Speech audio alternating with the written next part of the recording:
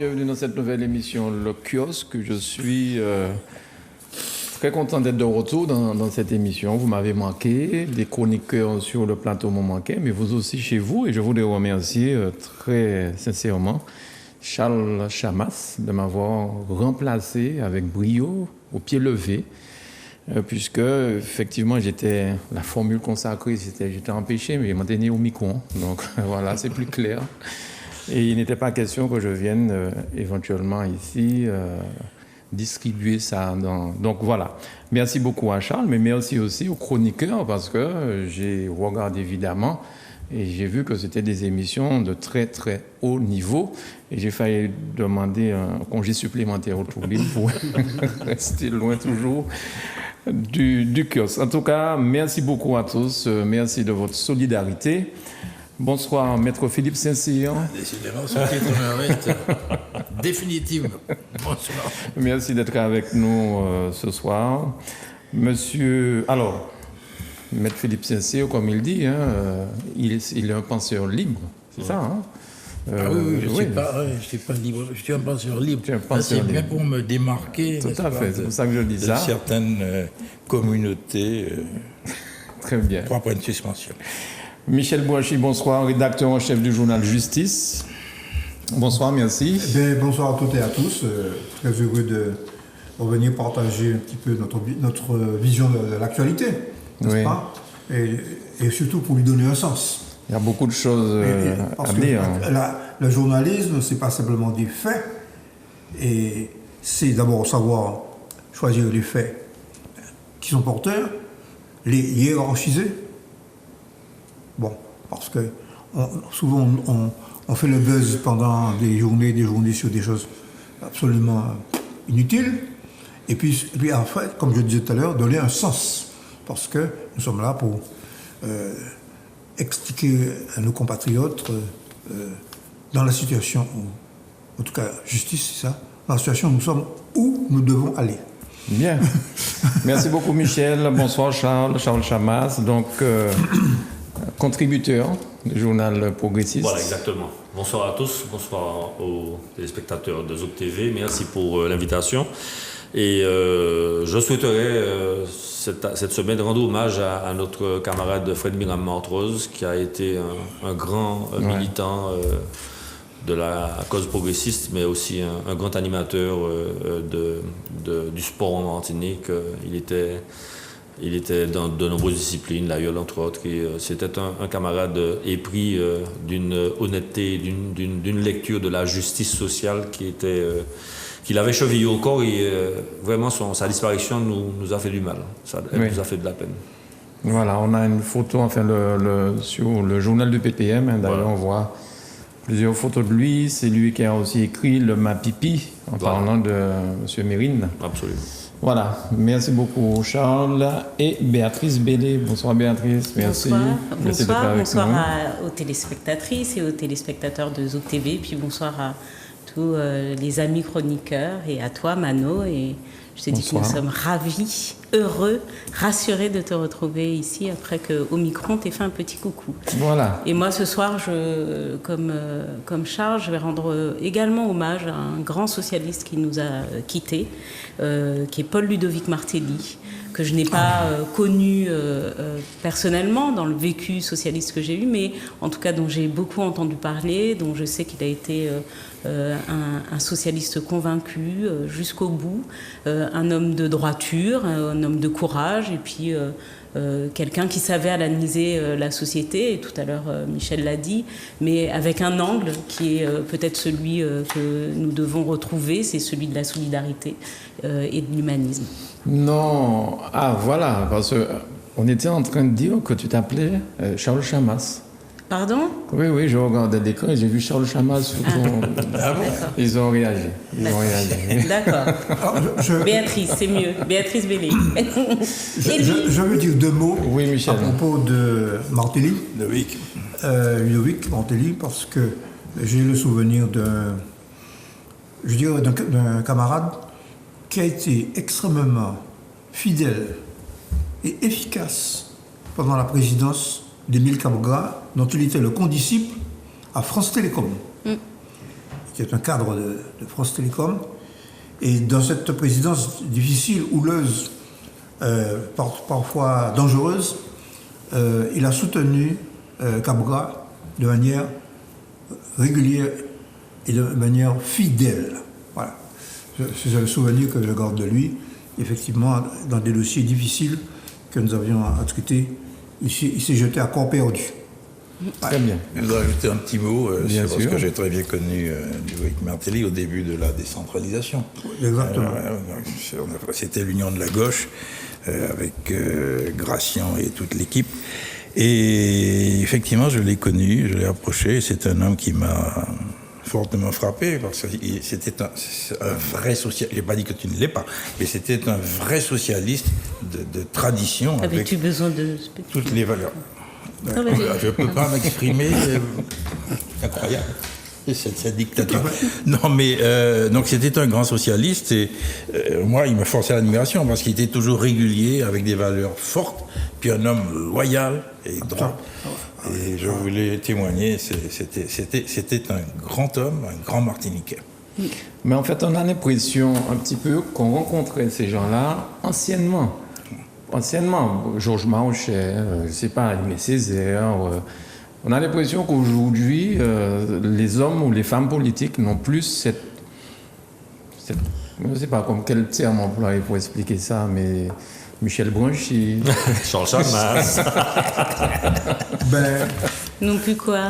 Pardon? Non plus quoi? Je ne sais pas, cette grandeur, j'ai envie de dire, même Michel Renard, Jean-Marc, on peut les citer en Martinique, mais aussi en métropole, en France. C'est la place que prend la politique. Ça peut s'expliquer. Les grands combats sociaux ont été gagnés, la plupart des grands combats sociaux dans les sociétés occidentales ont été gagnés par des luttes âpres qui étaient menées par de vaillants combattants. Le féminisme aujourd'hui est une valeur sûre et qui de plus en plus appelle au respect. L'environnement est aujourd'hui défendu. La démocratie, il y avait des hommes intouchables en matière de pouvoir, d'autorité politique. La démocratie aujourd'hui, elle est surveillée par les juges et donc il y a une sorte de désacralisation de la fonction politique aujourd'hui parce qu'elle est davantage à la portée de la société et des citoyens, alors qu'auparavant, les grands combats, les combats qu'on peut qualifier de sociaux, ils étaient tellement gagnés de haute lutte qu'il fallait des personnes de grande stature pour les mener. Aujourd'hui, c'est plus difficile d'améliorer entre guillemets les conditions de vie parce qu'on a l'impression que tout le monde bénéficie des mêmes... enfin, c'est un point de vue, hein, des mêmes... pas tout le monde, pas le grand capital, mais en tout cas... La population bénéficie des mêmes standards, alors qu'auparavant, il y avait de très grandes injustices qui ont été rattrapées. Et moi, je pense que l'homme politique, il a aussi un petit peu perdu de sa superbe parce que la parole donnée n'est pas toujours tenue. Par exemple, le président Macron a parlé d'un pourcentage proportionnel, il n'a jamais réalisé. Enfin, il y a des choses à analyser. Bon, mais c'est une question intéressante. Alors, je réponds rapidement là. Je pense que les camarades vont poursuivre la réflexion, mais il me semble que les grands combats ont pour la plupart été bien menés et qu'aujourd'hui, il y a moins de souffrance dans les sociétés occidentales qu'auparavant. Voilà. Bien. Sur ça va, personne dit... Enfin, ça va? Non. Oui, en même temps, alors je crois qu'il y a, tu en as parlé, l'accès quelque part aussi à la parole finalement, qui est une parole politique, la parole que l'on voit poindre sur les réseaux, se multiplier, tout ça, c'est une parole politique désormais. Donc l'accès également pour les personnes à pouvoir donner leur avis désacralise peut-être aussi les avis qui sont donnés par les personnes qui sont singulièrement élues, au-delà des politiques qui sont élues. Et on voit des personnes qui font de la politique et qui sont pas dans les partis politiques d'ailleurs. Je pense que ce qui faisait la différence, moi j'y tiens quand même, et on en a, c'est vrai, parlé la dernière fois, c'est aussi cette idée d'idéal commun, c'est-à-dire ou de dogme, on peut appeler ça comme on veut, mais autour quand même de ce que l'on a jadis eu, qui était la formation politique. Les personnes qui adhéraient à un parti avaient un idéal commun, admettaient aussi la concession. C'est-à-dire que dans les discussions au sein d'un parti, il y en a toujours, hein, mais il y avait des divergences, mais il y avait quand même quelque chose, un socle commun qui tenait le tout, avec un idéal commun de société qui tenait le tout. Aujourd'hui, c'est vrai aussi qu'on est quand même dans des combats qui parfois sont très parcellés aussi, et qui donnent pas obligatoirement, et qui ne se réunissent pas obligatoirement d'ailleurs, qui restent parfois très séparés, et qui ne se réunissent pas pour ce que l'on appelle en sociologie l'éducation populaire, qui n'est pas le fait d'éduquer le peuple, mais qui est le fait que le peuple se mette ensemble pour arriver à une conquête sociale et à n'être plus sous domination. Et ça, je pense que c'est un peu perdu. Bien, alors et qu'il faut le regagner, du coup. Voilà. Oui. Il y a des choses qu'il faut qu'on arrive à reconquérir. Alors, la semaine dernière, Charles était très embêté de ne pas avoir suffisamment de temps pour pouvoir parler des élections. On a parlé très rapidement à la fin de l'émission. Donc, on commencera par ça pour que tu ne sois pas à nouveau malheureux si on n'a pas le temps d'en parler. Alors, Alfred Marie-Jeanne a présenté, enfin pas Alfred Marie-Jeanne seulement, le MIM a présenté les différents candidats pour les élections législatives. Donc M. Marie-Jeanne lui-même dans le sud, M. Edmond Mariette dans le centre atlantique, je crois. Ensuite, Nilo, non pas pardon, M. Carole, à Fort-de-France. Oui. Fort-de-France, il manque quelqu'un. M. Pamphile. M. Pamphile dans le Nord. Alors, non, va voir l'image de M. Marie-Jeanne d'abord, s'il te plaît. Voilà, Nilo, Marie-Jeanne, voilà, ce sera ça l'affrontement pour ces prochaines législatives dans le sud de la Martinique. Nilo versus Marie-Jeanne. Alors, certaines personnes s'interrogent, est-ce que c'était vraiment utile pour M. Marie-Jeanne de faire ce dernier combat? Est-ce que c'est une vengeance pour punir son fils, son ancien dauphin. Son ancien dauphin. Et ce sera un combat très attendu, mais je sais que tu as été très proche du président Marie-Jeanne. Comment tu vois ça, Michel? D'abord, ces candidatures ne sont pas les candidatures du MIM, c'est les candidatures du Grand Assemblée. Alors, le Grand Assemblée, c'est... Mais est-ce que ça veut dire qu'au MIM, il n'y a personne, finalement? Non, je n'ai pas dit qu'il n'y a personne, mais je veux dire par là... Mais si c'est le MIM, pourquoi c'est les gens du Grand Assemblée qui vont aux élections? Non. Je veux dire par là... On ne voit même pas Daniel Marissène, par exemple. Attends. Je veux dire par là que le Grand Assemblée est une organisation qui s'est construite en particulier pour les élections territoriales, et cette organisation réunit plusieurs partis, le MIM, le Parti communiste, le Palima, Martinique Écologie, j'espère que j'en ai... et le CNCP. Bon, ça c'est la première chose. La deuxième chose, c'est que les candidatures ont été discutées au sein du Grand Assemblée. Elles ont été... il y a eu plusieurs candidatures d'ailleurs qui ont été proposées. Je ne vais pas rentrer dans les discussions internes de l'Assemblée, mais il y a eu, ce que le public doit savoir, c'est qu'il y a eu plusieurs candidatures, il y a des critères qui ont été élaborés, des critères. Le bon candidat doit avoir une certaine notoriété, il doit avoir fait un certain nombre de choses, etc. Bon, et c'est en fonction de ces critères que les candidats ont été choisis. Bon, alors, on peut voir, alors bien sûr, on peut... Tout ça, c'est le côté politiquement correct, hein? Non, c'est le côté politique. Politique, d'accord. Bon, c'est le côté politique. Bon, et deuxièmement, ces candidatures il y a une plateforme autour de valeurs, autour d'orientation générale. Bon, disons, par exemple, je vais citer une orientation générale, c'est que l'idée, c'est que la Martinique est en crise, et que pour sortir de cette crise, il faut un pouvoir martiniquais beaucoup plus fort. Donc, il faut élargir les compétences de la collectivité territoriale. Ça, c'est un consensus autour de cette idée. Bon. Et que par ailleurs, la Martinique est en train de plonger dans un déclin, et que ce qu'il faut proposer, c'est la renaissance du peuple martiniquais. Bon, par conséquent, ces candidats sont chargés de porter ces idées. C'est pas simplement de faire du kickboxing, comme j'ai vu sur l'image, l'image qu'on va revoir, Grégory. Qui dénigre, c'est l'abaissement de la politique. Ce type de caricature peut plaire, mais je dis que ça abaisse le sens du combat politique. Je condamne ça. D'accord, bien. Messieurs, dames, comment vous voyez ça? Ce que je veux dire, c'est que Marie-Jeanne est un grand homme politique. Il a marqué l'histoire de notre pays et effectivement, il est absolument libre de se présenter. Il en a le droit le plus parfait. Okay. Et c'est, d'ailleurs, j'ai connu Alfred Marie-Jeanne dans les années 71. Je l'ai connu à l'Institut Vigios. Il préparait une licence de sciences économiques, une licence accélérée qu'il a obtenue. C'est à ce moment-là qu'il a débuté sa carrière. Alors effectivement, tu le disais, certains pensent que ce ne sont peut-être pas les moments opportuns pour lui de se présenter. Bon, il est là, il a sa dimension, il est absolument libre de se présenter. Il a un projet. Bon, tu as parlé de Renaissance. Tout à fait. Hein, Michel. Tout à fait. Mais Renaissance à un certain âge, peut-être, certains peuvent se poser la question. Non, hein. C'est pas la renaissance de l'individu, c'est la renaissance du peuple. J'ai bien entendu, justement. Et je dirais de la nation martiniquaise.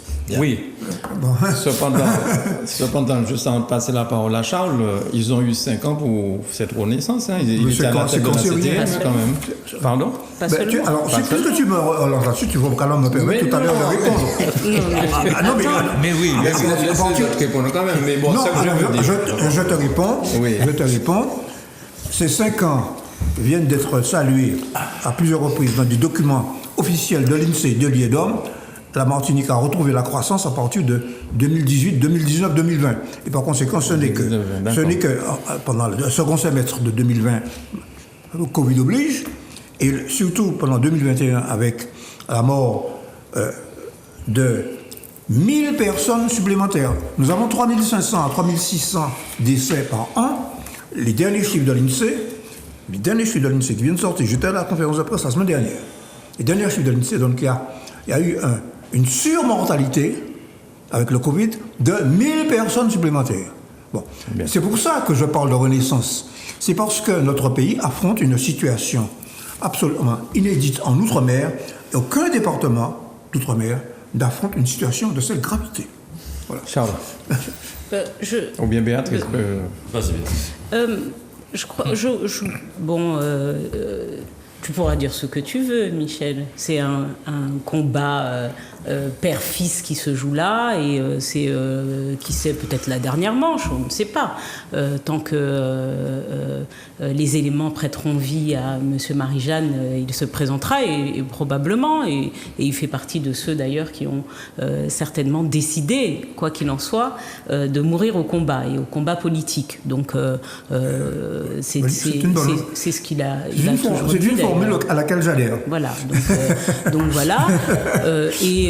Et dans la mesure où ils se sont séparés, ils vont se retrouver l'un en face de l'autre, et que le meilleur gagne, et que celui qui va convaincre.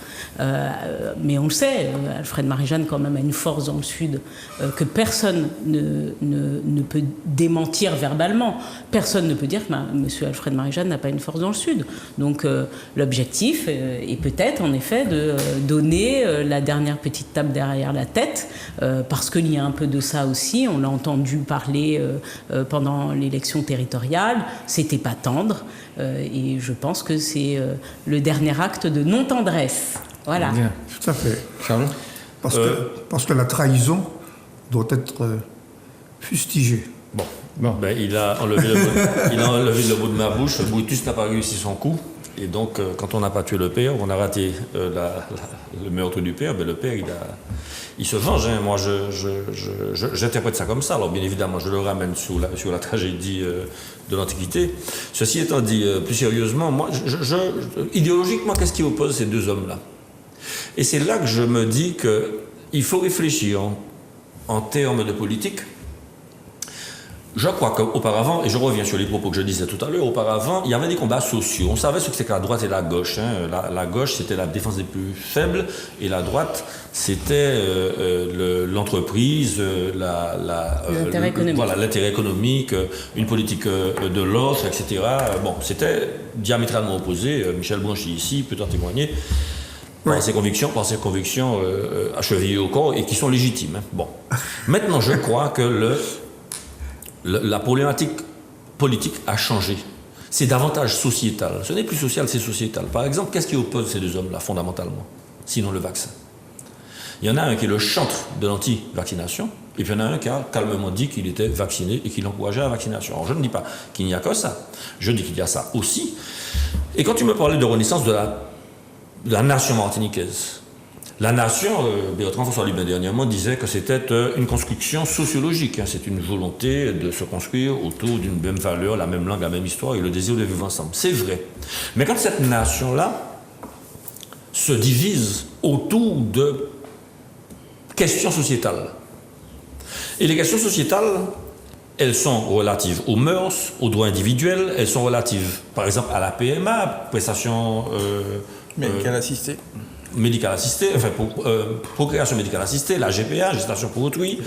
Elle peut aussi. C'est des combats importés de l'Occident. Non, mais ce sont des combats importés, mais qui se posent. Quand je parle de sociétal, je prends ces exemples-là qui n'ont peut-être pas cours dans notre société à nous, mais qui sont des combats.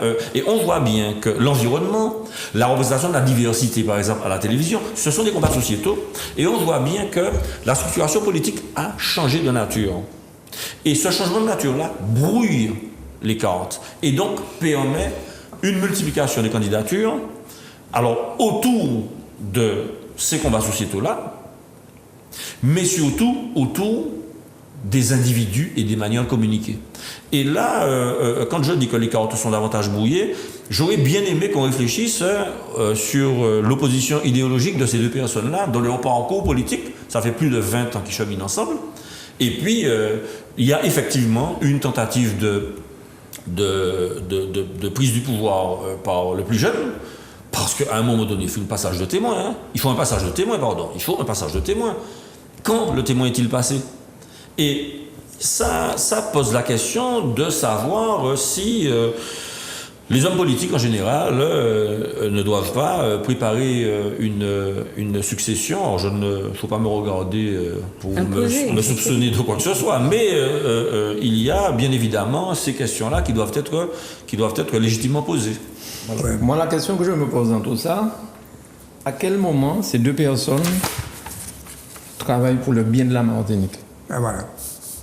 Quel est le bien de la Martinique dans ce combat-là? Parce que sincèrement, M. Marie-Jeanne va à cette élection, je présume, pour montrer à M. Nilor que, voilà. Mais est-ce que ça emmène quelque chose à la Martinique?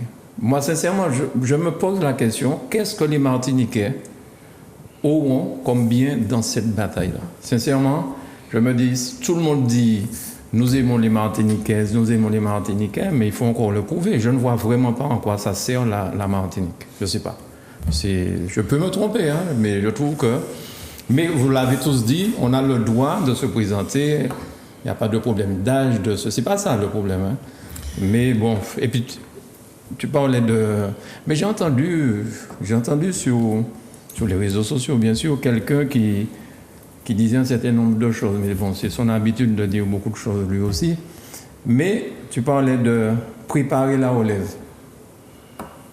Préparer la relève, et cette personne disait dans son éditorial, je crois que ça s'appelle ça, voir, je ne sais pas trop, il disait, mais quels sont les gens au MIM qui ont réussi à gagner une élection sur leur nom, à part Nilor dans le Sud?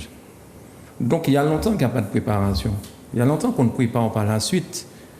Enfin voilà, ce sont des questions que je me suis posées pendant mon Omicron. Voilà. Pourquoi tu rigoles, Michel? Je ris parce que je pense que nous restons un petit peu à la surface des choses et qu'en réalité, il y a d'abord une opposition fondamentale.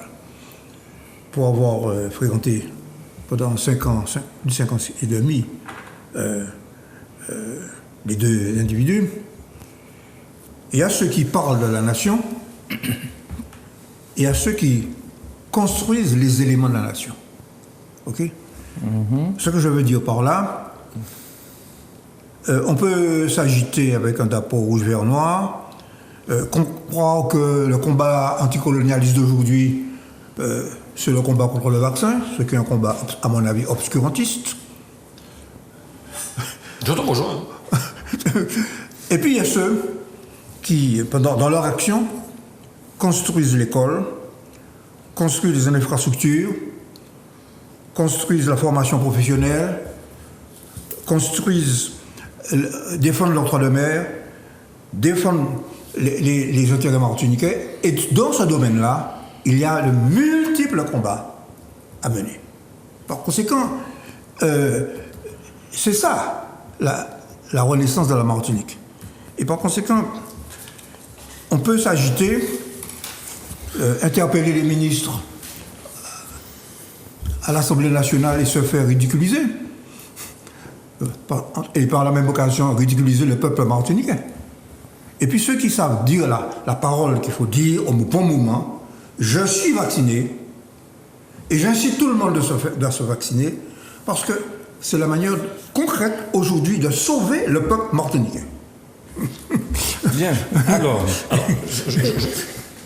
non, mais il y a vous faites une focalisation, mais je pense que c'est pas, il faut pas non plus voir l'élection seulement sous le prisme de la vaccination et de ce sujet. Et puis je pense pas que les galons de Monsieur Marie-Jeanne ou ceux de Jean-Philippe Nilor, il les ait gagnés sur ce sujet-là particulièrement. Exactement. Peut-être Jean-Philippe là qui l'exploite un peu, mais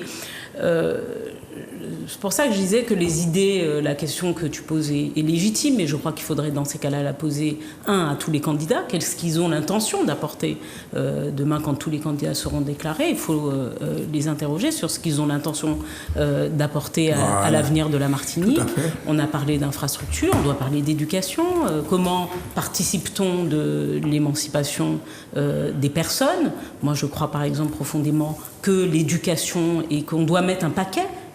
Même les Martiniquais, ça ne doit pas être laissé entre simplement les mains de l'État pour ce qui est de l'éducation nationale. On a parlé de la connaissance de notre histoire, mais rien ne nous empêche de financer en dehors des heures de classe des choses qui vont nous apprendre à mieux comprendre qui nous sommes, à mieux comprendre notre histoire si ça n'est pas dans les manuels. Mais je crois que sur ça, construire le destin, et tout à l'heure j'en ai parlé, construire un idéal.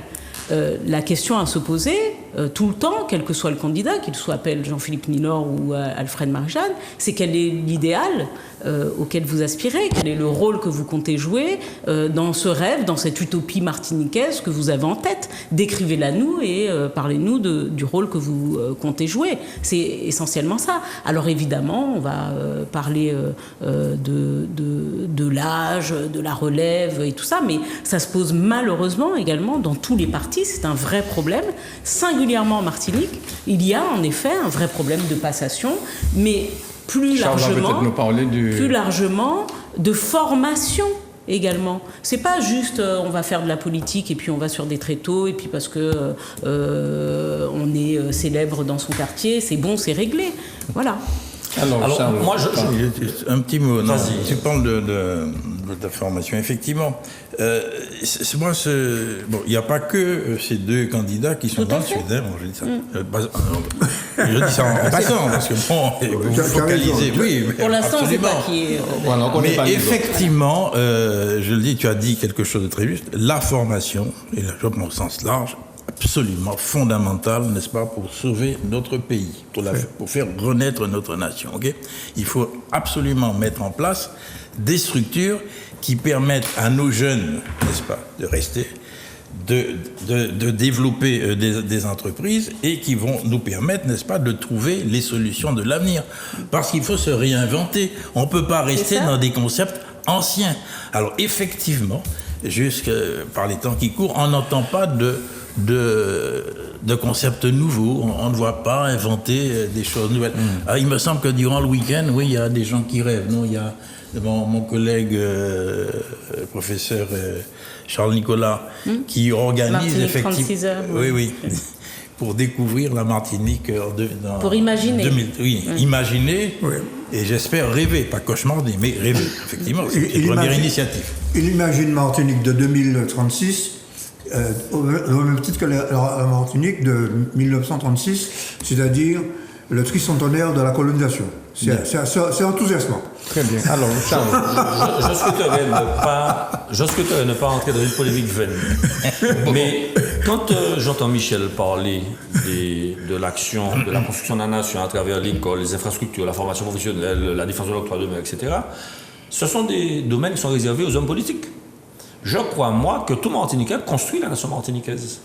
Quand Camille Lorcier a écrit Joseph Lagosilier, quand il a écrit des origines de la nation martiniquaise, quand Césaire a écrit Moi la Minéa, etc. Ce sont quand Eusène Palsy fait ses films, quand Joseph Zobel écrit, ce sont des contributions. Quand, comment il s'appelle C'est une femme, ça te fait bien. Oui, bon, tu vas la citer. Fanon, etc. Fritz Gracchus, quand il a écrit de la mer, quand... Eusène Palsy. Eusène Palsy, je l'ai dit. Bon, ce ne sont pas des politiques, ce sont des personnes qui construisent la Martinique. Pardonne-moi, Michel. Pardonne-moi. Alors, maintenant, effectivement, il y a l'action politique, mais j'ai un jour travaillé pour le parti lors d'un congrès sur le MIM, que je respecte, et dont certains membres avec lesquels je m'entends très bien, qui sont des personnes tout à fait estimables. Mais j'ai cherché des documents écrits et je n'en ai pas trouvé. Et quand on parle de construire une identité, quand on parle de construire une nation, il faut un fil conducteur, il faut un fil rouge, il faut, à mon avis, à mon humble avis, de ma petite posture, il faut au moins une recette, au moins un document, et je n'ai pas trouvé ce document-là. Ah bon ? Ce que je veux dire par là, Michel, c'est que une autorité, une personnalité forte, est-ce que ça suffit pour permettre qu'il y ait un chemin à montrer ? C'est ça, l'œuvre de Césaire, tout le monde la connaît. Et je ne minore absolument pas le travail fait par les hommes politiques du MIM, etc. Je dis simplement que l'idéologie du MIM, je ne la connais pas. Indépendamment du fait qu'ils étaient indépendantistes, et que depuis, écoute, il y a 2 hommes du MIM qui se battent pour aller sur les tréteaux politiques, pour aller en tant que député à l'Assemblée nationale française. Bien, alors, je vous propose, puisque tu as parlé de Césaire, de voir que en France... On a l'argumentaire du PPM déjà. En France... Mais je voulais pas polémiquer. Non, allez, on regarde la bouche de métro, le métro qui va s'appeler maintenant Aimé Césaire, depuis le temps que c'était prévu. Est-ce qu'on peut voir les images? Voilà, Aimé Césaire. Moi, je trouve que c'est quand même une fierté pour nous Martiniquais. Absolument. À Paris, Aimé Césaire, franchement, ça claque. Tu t'imagines quand tu es dans le foie là et tu tombes sur ça, tu dis, vas-y, fais non, mais c'est vrai. Comme il dirait à Aubervilliers, ça claque. Mais oui. Non, je trouve que c'est bien Césaire qui est au Panthéon. Enfin bon, il a été, comment on dit, panthéonisé, c'est ça? Parce que son corps est ici. Mais, mais en fait, c'est une reconnaissance pour cet homme. Il me semble qu'il y a un quai Aimé Césaire aussi. Il y a une place, il y a plusieurs, il y a quand même plusieurs endroits où, singulièrement en Ile-de-France, je connais moins bien sur les villes de province, mais singulièrement en Ile-de-France, il y a quand même plusieurs places Aimé Césaire, il y a des établissements d'enseignement Aimé Césaire, donc il y a une reconnaissance en tout cas de l'homme, et peut-être aussi, du coup, ça amène à une meilleure connaissance de son œuvre. De l'homme et surtout de l'œuvre littéraire. De l'œuvre littéraire. C'est ce que je viens de dire. Absolument. De son œuvre, mais peut-être que j'ai mal prononcé. De l'œuvre et de son œuvre. Désolé. Alors Charles, est-ce qu'au parti PPM, le PPM, Parti Progressiste Martiniquais, comment ça se passe pour la relève? Est-ce que ce sont... Ah non, mais au niveau du parti, il n'y a aucun souci. Il y a des personnes de valeur qui sont présentes et qui travaillent. Qui sont connues, qui sont capables d'aller aux élections sur leur propre nom. Oui, enfin, sur leur propre nom. Bientôt on verra. Mais bon, on a notre ami et camarade Didier Laguerre, qui est un 50 le maire de Fort-de-France, un quinquagénaire qui est présent. On a notre secrétaire général Johnny Agent qui est aussi présent. On a Charles Chamin. D'autres jeunes qui montent, un petit peu plus en retrait. Et il y a, pour le moment. Voilà, il y a des personnes, des personnes de valeur et qui on voit au chapitre, qui ont droit de citer et qu'on écoute. Et ce sont des personnes qui prennent une part active à l'organisation et au fonctionnement du parti, qui écrivent dans le Progressiste. Et non, à ce niveau-là, il n'y a pas de souci.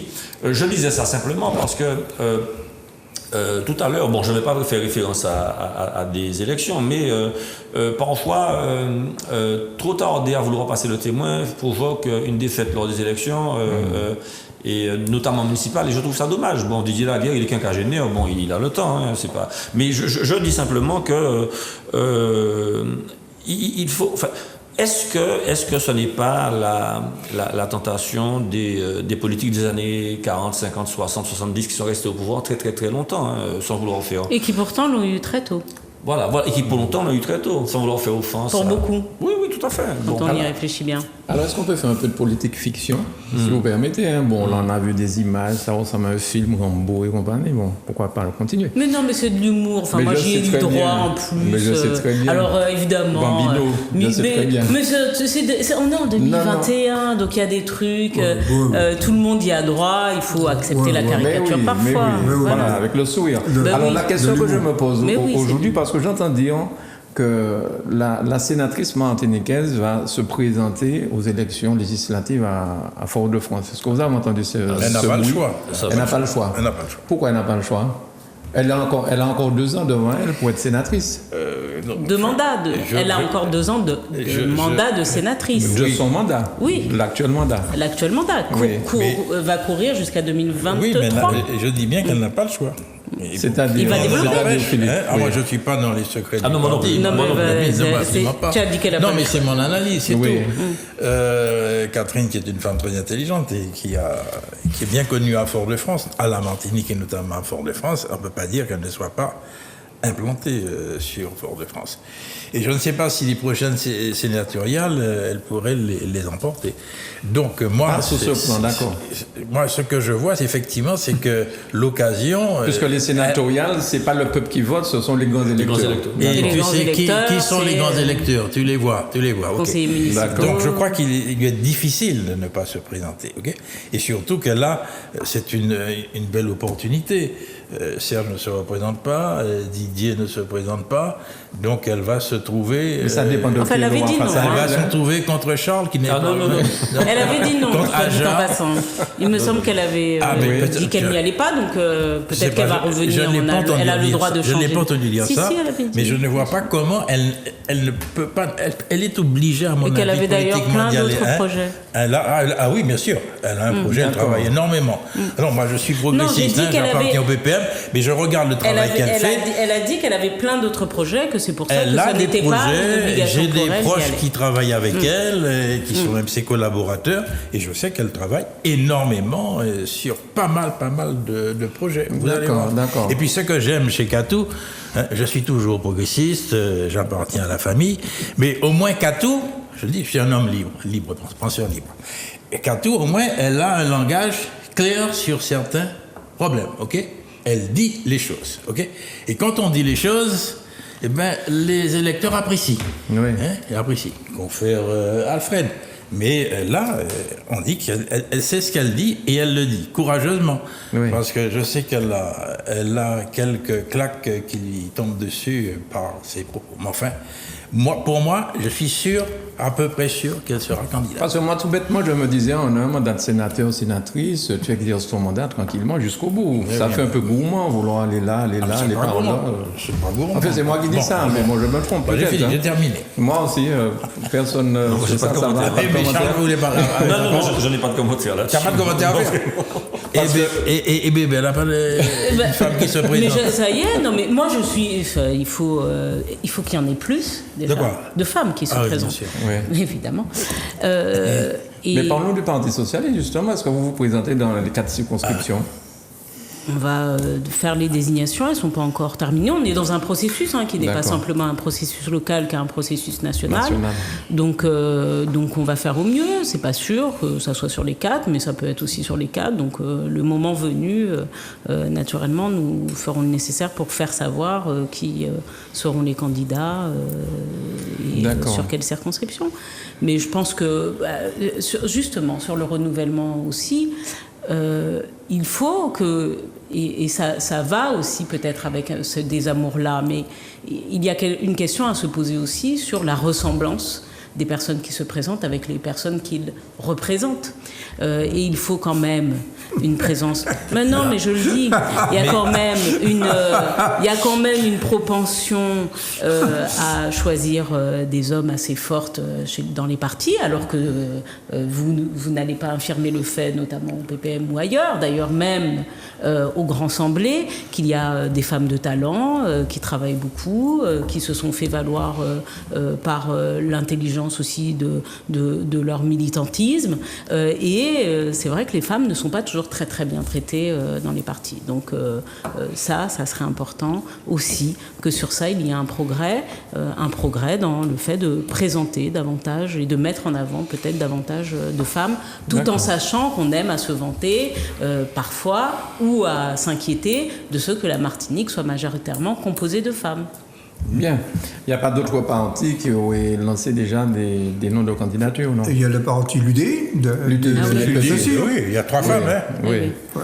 Mais Philippe Petit, je crois qu'il est plus dans une histoire franco-française, hein, c'est-à-dire que c'est mettre le maximum de candidats partout pour avoir...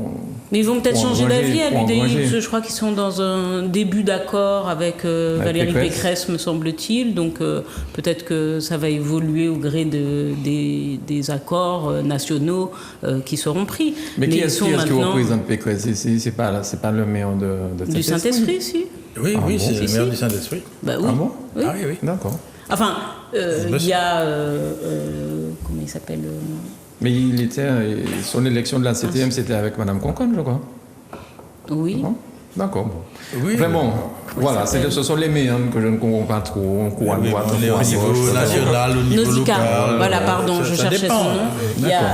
Je crois que le secrétaire national, enfin local du parti, c'est Nausicaa Miasme. Oui. Mais il me semble que Fred Michel Thiraud est encore le référent LR en Martinique. Il me semble, je ne sais pas. Bien, ok. Bon, et puis les maires, en toute sincérité, évidemment qu'un parti national va préférer avoir un interlocuteur, maire d'une commune, par ailleurs conseiller territorial, que éventuellement un non-élu. Mais pour cette campagne d'élection territoriale, il me semble qu'il s'était... Non, territoriale, l'année dernière. Il me semble qu'il avait eu quelques petits soucis avec la direction de Paris. Hein, eh bien, peut-être que les soucis se sont... Dès qu'on gagne, voilà. Voilà, c'est ça la politique aujourd'hui. Bon, on va parler de choses plus simples alors. Moins politique. Scandale dans les EHPAD avec la sortie du livre Les Fossoyeurs. Je ne sais pas si vous avez vu ça. Si. Mais c'est un vrai scandale. Franchement, Et le journaliste qui dit qu'on lui a proposé 15 millions pour qu'il ne sorte pas, le bouquin. Ouais. C'est terrible. Et nous sommes un des départements français où il y aura le plus de personnes âgées, donc qui iront dans des EHPAD, probablement. Le prix que ça coûte. Et quand tu vois ce que les gens font, le rationnement qu'ils font sur les biscottes, sur les médicaments, sur un certain nombre de choses, je me demande est-ce qu'il ne faudrait pas... Sur l'encadrement. Sur l'encadrement. Ouais. En France, il n'y a même pas 8 pour 10 patients. En Allemagne, c'est 10 pour 10. Non, mais c'est un business. Alors, mais quand même, pas sur des gens... je ne sais pas. C'est devenu un vrai business. D'ailleurs, les entreprises dont il parle, et le groupe singulièrement sur lequel il a mis le journaliste la loupe, c'est un groupe qui, me semble-t-il, est coté en bourse. Donc, c'est pas n'importe quoi. Hein. Bon, avec je ne sais combien, des centaines et des centaines d'établissements à travers la France. Donc, ce sont des stratégies essentiellement économiques. C'est-à-dire que c'est des personnes qui dirigent des établissements de soins, parce que de soins et d'accompagnement, finalement, dans le grand âge, avec des calculatrices, et qui, en effet, comptent la biscotte et tout ça.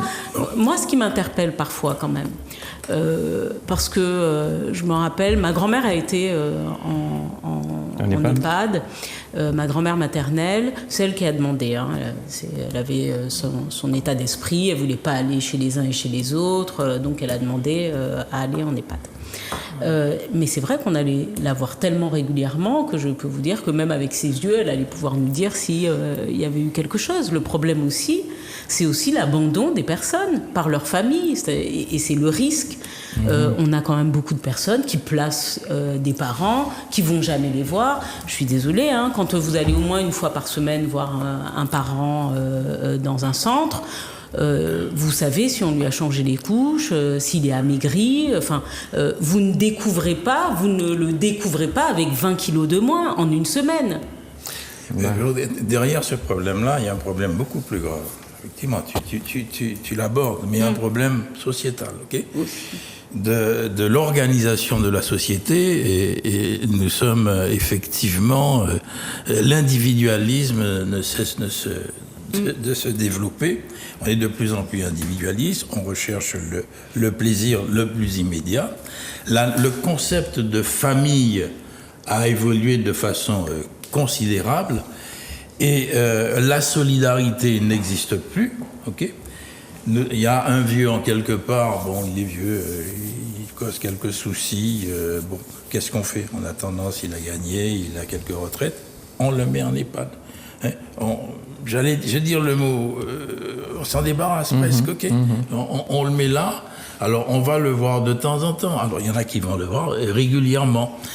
Mais là, il y a quelque chose qui se passe et qui rejoint bien autre chose, c'est la disparition du concept de famille, de la solidarité. Ouais. Okay, il y a une réduction de plus en plus importante, et je pense que c'est un problème extrêmement grave que l'on retrouve, n'est-ce pas, dans d'autres problèmes sociétaux, notamment ce qui se passe chez nos jeunes, alors, ce que nous dénonçons. 12 000 euros dans cette EHPAD en France, hein, le mois. 12 000 euros le mois. 4 800, c'est oui, 12 000. Ça dépend, 12 000, ça dépend de ça dépend de la classe. Là, ça c'est du très haut niveau. Ça dépend, mais quand même jusqu'à 12 000. Pardon. Niveau. Ici, là, à Ventura, c'est 3 000 euros le mois. Déjà, hein. À Ventura. Il y a 5 ascenseurs à Ventura, il n'y en a qu'un seul qui fonctionne. Les voyants pour appeler, en cas de souci la nuit, pour appeler le personnel médical ne fonctionnent pas. Chez nous aussi, ça se passe en fait. Donc, c'est tant en France qu'en Martinique, je crois que, comme Philippe dit, on a... un problème général. C'est un problème général. Alors, est-ce qu'il faudrait pas... C'est là aussi, Philippe parlait, et Michel aussi, de réinventer notre société. L'accompagnement vers le grand âge, l'accompagnement également vers la perte d'autonomie. Alors c'est ce qu'on appelle maintenant la silver economy, qu'est-ce qu'on fait, mais parfois ça passe aussi par des choses aussi qui sont très simples. Moi c'est un de mes chevals de bataille, mais la mobilité pour les personnes âgées, elle est indispensable pour les maintenir aussi, parce que l'objectif aujourd'hui, on s'en rend compte, chez nous par exemple, l'objectif c'est de maintenir le plus longtemps possible dans son espace la personne âgée. Donc ça passe de l'amélioration de l'habitat, l'accessibilité de l'habitat, mais également la mobilité, les actions culturelles, c'est-à-dire l'environnement social que l'on peut construire dans une ville, c'est très important. Et si aujourd'hui on parle de mal vieillir peut-être chez nous, c'est aussi que nous avons négligé tout cet environnement que nous devons créer pour certaines classes d'âge. Et là, tout à l'heure, Philippe esquissait quelque chose sur la jeunesse, mais c'est de dire ça, comment on fait pour faire mieux vivre nos aînés, comment on fait pour les accompagner, et puis c'est pas seulement de rester dans la maison, c'est pouvoir aller au théâtre, c'est pouvoir aller... moi, je me rappelle à l'époque, dans le Sud, quand le réseau a été mis en place, il y a des personnes, c'est une anecdote que je garde en tête parce qu'elle me touche énormément, mais il y a des personnes qui venaient nous voir dans les services avec des bananes, mais des personnes âgées qui nous disaient, mon Dieu, madame, si vous saviez, mon pas ni besoin, moi vini chercher moi pour aller faire un petit course, parce qu'il était qu'à passer chaque semaine et puis des laits, pas TP, donc c'est en boîte con bif, moi t'es qu'à manger, mon qu'a fait toutes petites affaires, moi, en plus, mon en carte gratuite, et puis mon j'espère aller chez, nièce, moi aller, c'est moi, hier, d'Icos, madame habitait Sainte-Anne, mais c'était la première fois qu'elle se sentait à nouveau libre. Ouais. Charles ? Oui. Je ne vais pas répéter ce qui a été dit, parce que c'est fort juste. Non, tu peux foncer le trait. Non, je disais que c'est vrai. Bon, il y a la MMPH qui fait beaucoup d'efforts pour le maintien des personnes âgées à domicile. Il y a aussi, je ne vais pas retrouver le nom, les collègues vont m'en vouloir, mais il y a des logements qui favorisent la mixité entre les personnes âgées qui peuvent voir améliorer leur logement et puis accueillir des jeunes, de manière à ce qu'il y ait une vie sociale qui s'installe et donc la possibilité pour ces personnes âgées de faire bénéficier de leur expérience les jeunes et les jeunes de pouvoir assister, accompagner ces personnes âgées. Mais il y a aussi la vie. Auparavant, on vivait dans sa rue, on mourait dans sa rue. Aujourd'hui, on connaissait les gens. Voilà, aujourd'hui, on s'en va. Ma fille, elle travaille en France et la réalité, c'est que beaucoup de personnes se retrouvent isolées dans le grand âge parce que la vie a éloigné la famille d'elle. Pour revenir à Orpea, effectivement, bon, j'ai cherché 1100 établissements dans le monde, 65 000 collaborateurs, dont 220 établissements en France. Et donc, c'est une usine. Et forcément, il faut dire aussi que dans les valeurs boursières, ce sont les sociétés qui font le plus de bénéfices en termes de valorisation boursière. Donc, quand on voit, c'est un véritable business. Et si vous voulez gagner de l'argent, vous avez de l'argent, mais vous misez, vous achetez des actions de ces entreprises-là, et la plus-value est assurée. Parce que il y a un boom de personnes âgées, et comme disait Philippe, la solution de facilité consiste souvent à les placer, et à partir de ce moment-là, comme on est contraint par la vie de tous les jours, on n'a pas, disait Béatrice, on n'a pas trop le temps, alors que ça devrait être un devoir, mais quand on vit à l'étranger, c'est que c'est compliqué. Ouais. Je ne sais pas si vous aviez vu le film, il y a un film, je vais retrouver pour la prochaine fois le nom, mais qui est assez édifiant, américain, en plus basé sur des faits réels, d'une femme d'ailleurs, qui a commencé par être commerciale dans une boîte, justement, qui faisait la commercialisation des places. Ah oui, j'ai vu ça, c'était bien ça. Il est très fort, mais je retrouvais le nom, mais ça montre la construction finalement même mentale de celui qui met en place son business. C'est-à-dire qu'on commence petit, et puis au fur et à mesure, on veut plus, et puis on met des instruments en place qui permettent quelque part de piéger les gens aussi. Mais je vous donnerai le nom de... Voilà. Je voulais simplement dire que nous sommes dans un schéma classique. Il y a un besoin que vous avez décrit par l'évolution de la société, de la déstructuration des familles. Et pour la Martinique, le fait que l'immigration fait qu'une partie de la famille vit à l'extérieur du lieu de résidence. Et dans d'autres pays, c'est le vieillissement. Les économistes savent, avec des courbes, qu'il y aura tant de personnes âgées. Et là, par conséquent, les capitalistes savent qu'il y a un besoin. Et par conséquent, tu as dit que c'est un business. C'est exactement ça. Bon. Moi, je me rappelle que il y a 2 ans, quand j'ai été candidat aux élections européennes, avec l'actuel secrétaire national du PCF, nous avons manifesté à Paris, pas loin des Champs-Élysées, dans une des succursales de cette société dont on parle.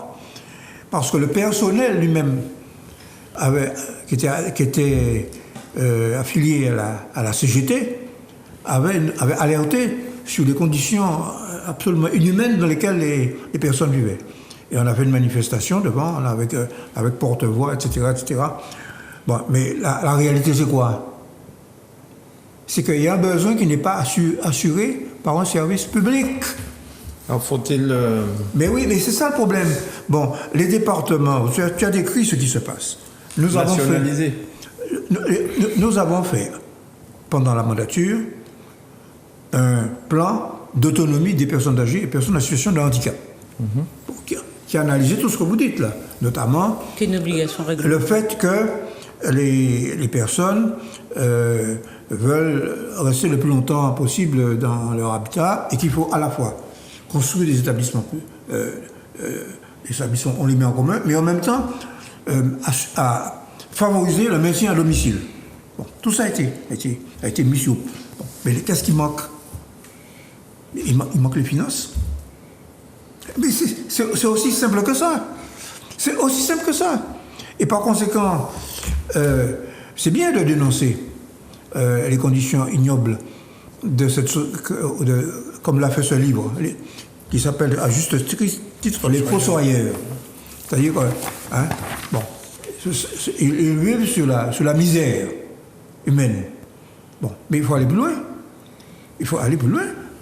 Il faut que la société elle-même prenne en charge ce problème en mettant à la disposition des personnes âgées, parce qu'il y en aura nécessairement. Alors, ça va plus ou moins vite. Dans tous les pays occidentaux, notamment la France, il y a un vieillissement. Et puis chez nous, il y a un vieillissement accéléré par les circonstances que nous savons. Parce que nous, ça va plus vite qu'en France. Donc, on cherche quels sont les sujets. Mais oui, c'est un sujet politique, c'est pas un sujet seulement sociétal. Il est sociétal, mais il devient politique. Et on cherchait des sujets. Il est éminemment politique. Et on cherchait des sujets pour lesquels les candidats devraient se présenter. Voici un sujet. Bon. Par conséquent, attendons tranquillement la publication des programmes. Et moi, je m'en fous de savoir que Marie-Jeanne a un short avec lequel il va combattre contre Nilo. Tout le monde en parle là, Michel. Bon, non, mais tout le monde parlera de ça. Je profite de l'occasion pour fustiger la bêtise. D'accord. J'ai retrouvé le nom du film. Oui. Il s'appelle I Care a Lot en anglais. Donc je fais très attention. Je prends soin d'eux. Je pense d'ailleurs que c'est. On a parlé de la société du care.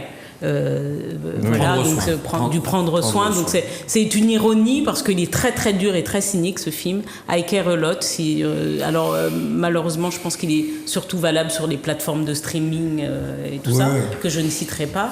Mais parfois il se trouve aussi voilà. Alors. Ouais quoi. On peut parler Vous l'avez énervé avec le short. On peut parler un peu de la violence un petit peu. Mais il faut pas botter en touche parce que souvent on dit oui, mais moi je vois l'élu qui a été à qui on a donné une claque là à Perpignan. Tu veux dire au président de la République? Non, parce que c'est. Perpignan, non, mais parce que. Il a eu ça. Il a eu la sienne. Non, mais il a eu la sienne. Le gars qui l'a frappé, qu'est-ce qu'il a eu? Il n'a pas fait 4 mois de prison. Donc, pour moi, c'est un signal. Mais tu parles de la violence uniquement, mais la non, violence pas seulement. Mais non, je vais en parler aussi. Parce que quand je vois ici, depuis Sainte-Thérèse, on poursuit un gars et des coups de feu sont tirés jusqu'à tuer le gars devant la mairie. Il y en a un qui est toujours... Deux braquages de bijouterie. Deux braquages de bijouterie. C'est incroyable ce qui se passe. Où on va? Alors, il faut, je pense, enfin, je pose la question, est-ce qu'il faut plus de sécurité? C'est ce que tous les candidats demandent. On ne peut pas mettre un policier derrière chaque citoyen et ce n'est pas possible. Mais qu'est-ce qu'on peut faire alors? Il faut mettre les policiers là où aussi on en a besoin, parce que les syndicats de police quand même le disent depuis suffisamment longtemps, que les moyens... Non mais tout à l'heure tu as dit on ne fait pas de langue de bois. Les moyens, proportionnellement, ne sont pas les mêmes que ceux que l'on peut trouver en France hexagonale. Il faut se le dire. L'accès à la Martinique à certaines choses, la drogue, les armes, est plus facile. Évidemment, nous sommes sur une île. Bon, ce qui veut dire que les points d'entrée se multiplient. S'il s'était passé le quart, et d'ailleurs ça s'est passé, mais quand il se passe le quart de ce qui s'est passé chez nous ces derniers mois, sur le territoire continental, non seulement on a un aéropage de ministres, d'accord, mais on a une multiplication de moyens qui est exponentiellement plus importante que celle que l'on peut trouver ici.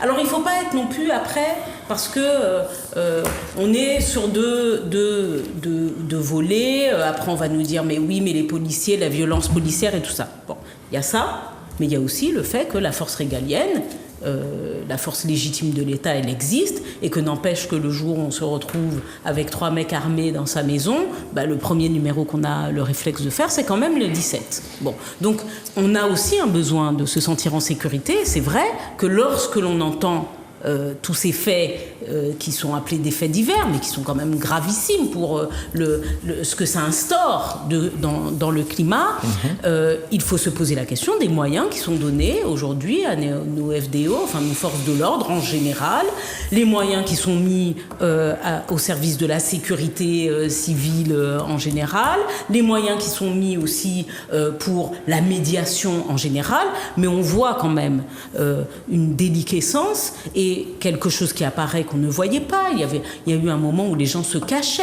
Aujourd'hui, vous voyez des jeunes dans certains quartiers qui s'affichent avec des armes, avec de la drogue, avec de l'argent. Bon. Oui, je pense qu'il y a véritablement une déliquescence de la société. Et on va pouvoir mettre des moyens supplémentaires. Oui, peut-être, ok. Mais je ne sais pas si le problème sera résolu. Il faut le faire. Mais moi, ce qui m'a sidéré, je passe à une question que tu avais inscrite, c'est la déclaration du procureur de la République en Guadeloupe. Oui. On rejoint la violence, ok? Tout à fait. On rejoint la violence. Tout à fait, tu as raison de faire le lien. Ah, mais il y a un lien évident et ça donne le tableau général, n'est-ce pas, qui nous enveloppe. Effectivement, donc il fait cette déclaration en disant que ça avait été programmé notamment par des bandes de gangsters et qu'il y avait eu des contacts avec certains hommes politiques ou des groupes. J'ai entendu la réaction de certains hommes politiques. Tu l'as peut-être même lu. J'entends et je lis, n'est-ce pas? Et j'analyse aussi. Et j'avoue que c'était différent. C'était Mara qui te m'a demandé parler qui te m'a parlé. Mais je sais pas. C'est incroyable. Oui. Bon, ce qui fait que donc on a l'impression donc qu'il y a des contacts et ça va très loin. Et pour ne pas être inquiété, certains groupes ils paient. Et ce qui fait que lorsqu'il y a des commerces qui ne sont pas attaqués, j'ai entendu ici, on dit ah mais oui, mais c'est tel groupe, n'est-ce pas, qui a financé ces gangs. Donc on arrive à une situation qui pourrait laisser penser que la collusion est telle que ce sont des groupes responsables qui sont susceptibles d'aider ces événements. Et là, on est dans une situation vraiment très bizarre, très curieuse. Alors, est-ce que Michel pourra me dire, lui, le politique, plus ancien que moi, dis-moi, Michel, mais pour me rassurer, je me suis dit, mais c'est le procureur qui avance ces choses-là. Oui. Donc c'est peut-être une stratégie politicienne pour affaiblir la cause de ces syndicalistes guadeloupéens. Je me suis dit ça. Mais lorsque j'ai entendu la déclaration des hommes politiques, j'ai abandonné cette idée. Bon, alors, moi je crois que vous avez raison de souligner qu'on a dépassé un stade. C'est-à-dire on est passé d'une délinquance individuelle inorganisée à une délinquance organisée, structurée, avec une économie souterraine. C'est basé sur la drogue. Bon. Et en face, il y a eu quelques améliorations, mais insuffisantes. Au niveau de l'appareil judiciaire, pour répondre, du niveau carcéral, parce qu'il faut bien qu'une fois qu'on les a attrapés, qu'on les met, mais il n'y a pas de place. Et au niveau des policiers et de la douane. La douane est insuffisamment dotée en moyens maritimes, pour pouvoir... je crois que c'est qui est-ce qui disait que nous avons des côtes, tu disais ça. Bon. Donc... Béatrice. Alors, Béatrice. Bon. Autrement dit, en la matière, il y a 3 étapes que chaque société. C'est d'abord la répression. Il faut réprimer. Il faut rassurer. Il faut rassurer les citoyens. Et les citoyens ont droit à être rassurés. Ensuite, il faut réinsérer. Parce que nous avons en face de nous une population d'individus qui sont totalement désocialisés. Et puis, il faut prévenir par... Tout à l'heure, tu parlais de l'éducation. Par l'éducation. Parce que il y a une grève des enseignants. Enfin, tous ces jeunes qui décrochent qui sont dans la rue, qui n'ont pas de perspective, sauf que le chômage. Bon. Et ça, c'est un vrai problème de société que l'on doit prendre à bras le corps. Alors, moi, j'ai tendance à penser que ce sont des questions, c'est pas simplement la police, ça part du citoyen, de l'école, de la famille, de l'ensemble de la société qui doit prendre conscience de cela. Ok, alors quand Valérie Pécresse dit 1 an de prison minimum qui doit être fait par quelqu'un qui frappe un élu, est-ce que ça peut être une idée aussi? Parce que finalement, celui qui a donné la claque à Macron, il n'a pas fait 4 mois de prison.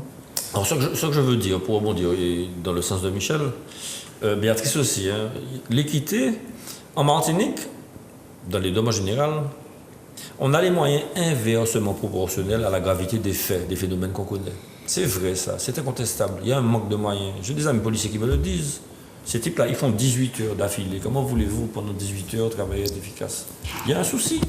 Deuxième élément, le port d'armes. Le port d'armes prohibé, port d'armes sans permis. C'est 2 ans de prison et 30 000 euros d'amende. Quand est-ce qu'on va appliquer ça? Enfin, moi, je ne suis pas pour... je suis un légaliste, quoi. Je ne suis pas armé, je n'ai pas d'armes. Comment pouvez-vous trouver quelqu'un? Je vous dis, c'est un rappel à la loi. Rudolph Giuliani, à New York, il a sécurisé sa ville. Hein. C'était tolérance zéro. On cassait une ampoule, il l'a remplacée. Vous faisiez telle chose, vous alliez en prison.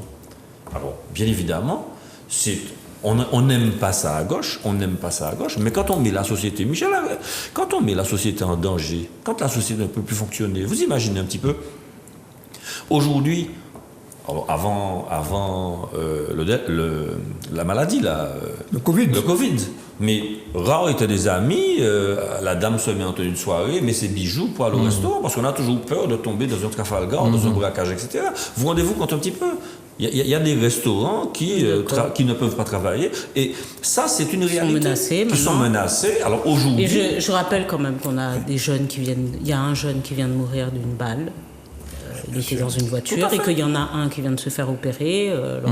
Lui, c'est un prompt rétablissement, mais il s'est pris quand même une balle dans la tête. Je ne sais pas comment, mais vous vous rendez compte ce dont on est en train de parler sur ce plateau en plein jour, quasiment, parfois, ça se passe, avec des personnes autour. Et puis, disons la vérité. Moi, je sortais de la CTM, il était 21h.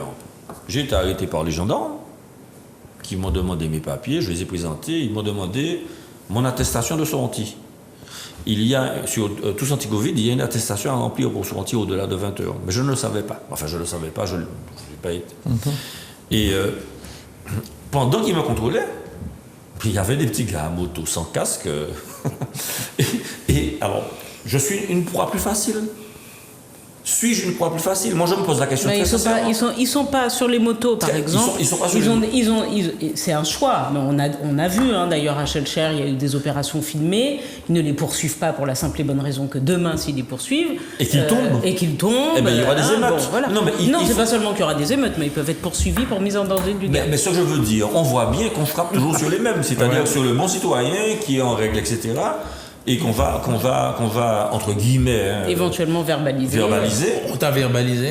Non, il ne m'a pas verbalisé parce que... tu as fait preuve de bonne foi. Je lui ai dit la réalité, et puis il m'a montré sur le téléphone comment accéder à la page Tous Anti-Covid. Il a vérifié plein de trucs, parce qu'ils ont des appareils très pointus. Et puis il m'a dit, je vous laisse partir, mais normalement c'est 55 euros. Je lui ai dit, merci monsieur l'agent. Ce que je veux dire, simplement, c'est que il y a 2 poids de mesure. Parce que on en a parlé un jour avec Philippe, mais c'est très facile de faire entrer de l'argent dans les caisses de l'État quand on a affaire à des citoyens qui sont honnêtes. C'est très facile de vous arrêter et de vous donner honnête et riche. Honnête et solvable. Honnête et solvable. C'est très facile de faire rentrer. Mais par contre, que fait-on contre ce brigandage-là? Que fait-on contre les... Parce qu'on dit que ce n'est pas grave. Ce n'est pas grave tant qu'il n'y a pas un coup de fusil. Mais tous les jeunes, je ne vais pas généraliser, mais il y a énormément d'armes qui sont en circulation en Martinique. Alors, chaque année, le préfet dit déposer les armes. Il y a une manifestation déposer les armes. Il récupère 20% des armes. Il y en a d'autres qui s'y occupent. Mais ce ne sont pas les brigands qui vont déposer les armes. Voilà. Bien, ils en ont trop besoin. Oui. Alors, on a parlé donc du procureur, on ne va pas en revenir dessus, hein, ça fait partie de... Bon, je voudrais ajouter... Moi, non, on a parlé... Je voudrais, alors... j'ai demandé Pardon. avant. Attention. Bah oui, la seule fille, il faut bien que je m'impose un peu. Non, mais je pense que on y est passé quand même un peu rapidement. C'est grave. C'est gravissime. Ah oui, c'est gravissime. Ah oui, c'est énorme. Vous vous rendez compte de la déclaration, et je vais vous dire aussi ce qui est le problème. Vous vous rendez compte de la déclaration de ce procureur de Guadeloupe qui dit « Nous venons de découvrir une complicité extrêmement forte, monnayée, entre des grandes entreprises de la place et des hommes politiques. Pire que ça, pour les politiques, parce que les entreprises, on pourrait dire qu'ils prennent leur fric et puis qu'ils vont donner pour qu'on ne touche pas leurs biens. On a déjà vu ça, la dernière fois on en parlait. Ouais. Quand tu es au carnaval à Fort-de-France, tout le monde sait à Fort-de-France qu'il y a des endroits où tu dois payer 5 €, sinon d'ailleurs si tu gares, tu peux garer. Mais tu n'es pas sûr de retrouver ta voiture en bon état. Bref, donc on pourrait t'accuser de la même complicité, mais c'est l'agent. Donc on pourrait presque penser, pour ce qui est du milieu économique, que c'est l'agent qui a fait ça. Par contre, politique, on dit, ce qui est dit, c'est qu'il y a des hommes politiques qui auraient agréé à ce que des associations fantômes soient mises en œuvre, auxquelles on verserait des subventions pour financer des gangs. Et attention, c'est pas n'importe quel gang dont on parle. On parle pas là de la lutte éventuellement légitime que peuvent avoir des personnes contre ceci, contre cela. Là, on parle de gangs armés que tout le monde connaît en Guadeloupe, qui sont des gangs mafieux, dangereux, ciblés par des poursuites, avec des personnes qui ont des casiers judiciaires longs comme le bras. On parle de ça et de personnes qui sont mises en prison, en détention, avec des éléments de preuve qui vont être défendus par des avocats. Tu poursuis pas. Je vais laisser aux juristes poursuivre. Mais il y a quand même... les politiques ont déclaré, j'ai entendu moi des politiques déclarer, mais non, ce sont des gens. Médias. Mais c'est pour ça que je finis la description. Bon. Et on entend. Et on voit un député. Non, personne. Moi je le nomme puisque c'est officiel. Un député qui s'appelle Olivier Servat notamment, député qui siège à la majorité présidentielle, qui dit solidarité avec, il les appelle les grands frères, tout en sachant que nous ce qu'on appelle un peu les grands frères, c'est plutôt des gens qui vont faire de la médiation dans les quartiers, là c'est pas le cas. Solidarité avec les grands frères. Attendez. Il y a des gens là qui sont allés en prison parce qu'ils sont accusés de faits gravissimes, avec des élus qui risquent d'être accusés de faits gravissimes. Là, relativiser ce qui s'est passé, c'est déjà négliger ce travail judiciaire qui peut être fait, la gravité des faits, et je tiens à dire justement qu'en Martinique, on a également un problème, puisqu'il faut que nous parlions de façon franche et transparente. Les brigades financières policières en Corse, une brigade, d'accord, pour une population à peu près similaire, c'est 25 personnes. En Guadeloupe, c'est 8 personnes. En Martinique, vous savez combien ? 2 personnes. Bon, alors quand on parle de moyens et quand on veut que la justice passe, on lui donne aussi les moyens. Alors, quand on s'étonne de la corruption, de la violence, de l'augmentation éventuellement, de la toxicomanie, de la violence aussi des toxicomanes, parce qu'il n'y a plus... attention, les gens se posent des questions. Lorsqu'il y avait des associations, lorsqu'il y a des associations qui vont sur le terrain, et qu'aujourd'hui, elles ne trouvent pas aussi de relève. Parfois aussi, sur des choses fondamentales, il y a des associations qui ne trouvent pas de relève. Vous avez une société, en effet, dont on disait tout à l'heure, qu'elle se délite, c'est-à-dire qu'elle s'effondre, qu'elle devient poussière dans ce qui, pourtant, avant la liait, et on voit les pires choses se produire. Nous sommes, à ce stade, singulièrement en Martinique, parce que j'aimerais bien qu'on donne plus de moyens à la police judiciaire, justement, et financière, pour qu'elle fasse les recherches qu'il faut, et qu'on comprenne ce qui se passe également en Martinique. Alors, le maire de Fort-de-France et le préfet de la Martinique, Ils ont été un petit peu chahutés à Sainte-Thérèse. Hein. Ils ont même été très chahutés. Canal à Laric. Canal à Laric. Tu voulais dire, Michel? Non, ce que je voulais simplement dire... Alors que la police était là. Hein. Les gens n'étaient pas gênés de... Ce qui m'a frappé, entre autres, outre ce qu'a dit Béatrice, c'est que les éléments qui ont été découverts par le procureur de la République de Pointe-à-Pitre l'ont été parce que ils ont fait venir des enquêteurs spécialisés avec des moyens juridiques qu'on leur a donnés, c'est-à-dire la possibilité de mettre sur écoute un certain nombre de personnes. C'est ce que j'allais dire. Et c'est comme ça qu'on a pu découvrir ces liens mafieux. Alors, je ne l'ai pas dit, mais qu'il y avait aussi un policier qui sait où se trouvaient ses congénères pour que les émeutiers sachent où ils sont, comment ils se déplacent. Ce que je suis en train de dire là, ils ont mis les mêmes moyens que pour Sarkozy. C'est comme ça qu'ils ont tenu Sarkozy. Tout à fait. Ils ont mis des moyens. Laissons Sarkozy tranquille. Laissons Sarkozy tranquille. Pour le moment. Ils ont utilisé, c'est pas à la hauteur des écoutes de l'Élysée. utilisé des moyens d'investigation sérieux. Mais c'est ce que j'ai voulu dire. Enfin.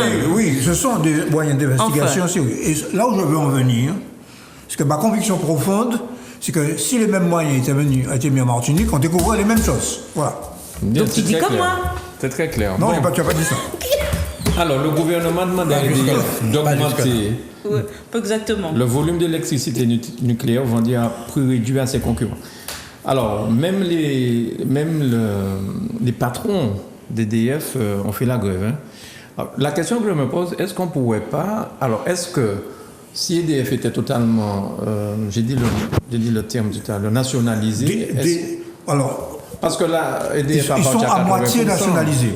Ils sont en voie de privatisation. Mais enfin, je ne sais pas, il y a quand même quelque chose. J'ai écouté ton candidat communiste. Je suis quand même étonné de certaines choses, en fait. Bon, alors, 2 mots, parce que c'est... 2 mots, il faut que tout le monde parle, on a presque fini. Alors, c'est relativement simple. Sous l'impulsion de la Commission européenne, on veut introduire la concurrence dans la distribution de l'électricité. Bon, par conséquent, en France, où s'est construite une grande entreprise qui est à la pointe de la technologie, qui s'appelle EDF, elle doit céder la place à des groupes multinationaux issus d'ailleurs souvent du pétrole, Total Énergie par exemple, pour leur créer une place pour distribuer de l'énergie. Et pour que ces gens-là puissent vendre moins cher, eh bien, on demande à EDF de vendre en dessous de son prix de revient. Bon, 8 milliards, je crois que ça coûte. Voilà. Et comme il y a en plus, ça se produit à un moment où il y a une augmentation dans le monde entier, et ça va toucher la Martinique d'ailleurs bientôt pour le mois prochain, on aura une augmentation du prix des carburants. Bon. Comme il y a une augmentation du prix de l'énergie, eh bien, c'est EDF qui doit, sur ses fonds propres, absorber cette augmentation de l'énergie. Bon. Et là, effectivement, tu as raison, le Parti communiste et le syndicat CGT qui est majoritaire, encore, heureusement, à EDF, eh bien, ils protestent parce qu'ils disent qu'il faut nationaliser pour faire une entreprise. Dans la question de l'énergie doit être un bien commun. Ben oui. L'énergie doit être un bien commun comme l'eau. Voilà. Par conséquent, c'est le résultat de la politique dogmatique de concurrence de l'Union européenne, relayée par les gouvernements. Parce que ça passe. Il y a plus de 10 ans que ça commence. Donc il y a eu Sarkozy, puisque tu en parlais, il y a eu Hollande, et maintenant Macron. Voilà. Pas seulement, juste pour dire, sur ce qui est de... Parce que ce que tu as introduit était intéressant, c'est de dire aussi que l'encadrement, et même le grand patron d'EDF, nommé par le président de la République, a dit ce qui nous est demandé n'est pas possible. Alors, je crois que ce qu'il faut remarquer, c'est que la demande aujourd'hui en matière énergétique de la part des citoyens, mais de la part de beaucoup de politiques, c'est surtout la baisse des taxes. On demande à l'État de se faire, notamment dans la conjoncture actuelle, moins d'argent sur la taxation de l'énergie. L'État dit chèque énergie, on va donner la possibilité à des gens de récupérer, pour certains ménages les plus faiblement dotés, la possibilité de récupérer un peu de sous, mais je ne veux pas toucher à mes recettes. Et c'est là aussi où l'entreprise EDF dit vous ne pouvez pas transférer sur nous, alors que d'ailleurs nous ne détenons pas tout le marché, c'est-à-dire que vous nous demandez à nous, parce que vous êtes l'actionnaire majoritaire de l'entreprise, de baisser nos tarifs pour arriver en effet à un tarif qui soit plus abordable pour les personnes, mais en même temps il y a d'autres opérateurs que vous autorisez sur le territoire et sur lesquels vous ne pouvez pas mettre la même pression. Donc nous on vous dit, EDF dit, c'est votre entreprise certes, mais nous ce que l'on vous demande c'est de baisser vos taxes et du coup ça va être appliqué pour tout le monde, ça va être une mesure solidaire. D'où cette demande qui est faite à EDF et qui ne passe pas même chez l'encadrement, puisque parallèlement, ce qui est demandé quand même à ces grandes entreprises-là, même si on a appris que le président Macron était de nouveau sur la question du nucléaire et le développement de petits réacteurs, on demande quand même aujourd'hui à aller vers cette transformation énergétique propre et vers des énergies décarbonées. Donc, alors, le nucléaire est décarboné, mais enfin, il est quand même hyper risqué et plutôt polluant dans ce qui est des déchets nucléaires.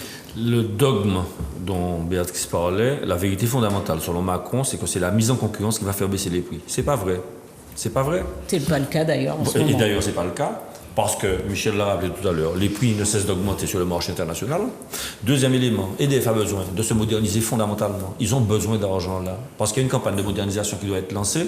Et Macron demande, alors j'avais noté, il y a 400 TWh qui sont produits, ils cèdent 100 TWh au privé, on leur demande d'en céder encore 20. Ça veut dire que vous dépouillez la société, entre guillemets, nationale, pour fournir une électricité la moins chère possible, en dessous des prix de revient, et permettre aux actionnaires du privé de faire des bénéfices. C'est ça la réalité. Et la réalité, c'est que c'est une entreprise délibérée de vouloir privatiser l'énergie en France pour permettre aux investisseurs internationaux de rentrer en France sur le marché français de manière à, un petit peu comme pour tout, de manière à privatiser ce pan de l'économie-là sans désintéresser et finalement laisser la loi de l'offre et de la demande faire le ménage. Mais les petites personnes seront toujours lésées, mais encore plus, parce que quand on a une grosse entreprise comme EDF, il y a possibilité de gérer, de varier les tarifs. Bon, on fait des tarifs. De moduler les tarifs. Voilà, de moduler les tarifs, merci, de moduler les tarifs. Mais quand ce sont des privés, il n'y aura pas ce genre de considération-là. Et vraiment, et d'ailleurs, on l'a vu, on ne le voit pas en Martinique, mais on a vu un moment fleurir, je ne sais pas si vous voyez sur les chaînes privées, les pubs, NJ, patati patata. Et en fait, les personnes à qui on a fait croire qu'ils allaient avoir des tarifs stabilisés, ont vu ces derniers temps leur facture être multipliée par 2, par 3. Oui, chez EDF. Exactement. Et donc ça, c'est la lecture de la privatisation, parce que selon lui, pour tout, la loi du marché est bonne et saine. Pour tout, ce n'est pas vrai. C'est tellement pas vrai qu'il a donné des millions aux entreprises pour qu'elles survivent. Donc ça, c'est pas la loi du marché. Oui, non. Une remarque d'ordre général. Je suis tout à fait soudé.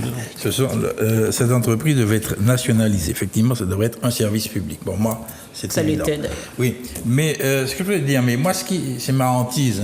Je radote vu mon âge canonique. Aujourd'hui, il y a une grève. Augmentation des salaires, coût de la vie.